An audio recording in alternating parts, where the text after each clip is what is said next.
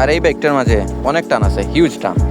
বাকি যে 100 এসির বাইকগুলো আছে ওইটার থেকে এটার পাওয়ার জানি না কেন, বাট অনেক বেশি। তো এটা হলো আমার ওল্ড বাইক, সুজুকি হায়াতি। এটা অনেক ওল্ড মডেলের বাইক। এটা কেনা হয়েছিল আমি যখন ক্লাস 5-এ পড়তাম, আর এখন ইন্টার সেকেন্ড ইয়ারে পড়ি। এই এত বছর যেন গেছে, এই বাইকটার ইঞ্জিনটা এখনও খোলা হয়নি, মানে ইঞ্জিন ফুল ফ্রেশ আছে। আর এটা হিউজ চালাইছি, কতটুকু দৌড়ানো হয়েছে এটার কোনো লিমিট নেই। কি আর বলবো, এটা সাউন্ড নাই এটার ইঞ্জিনের।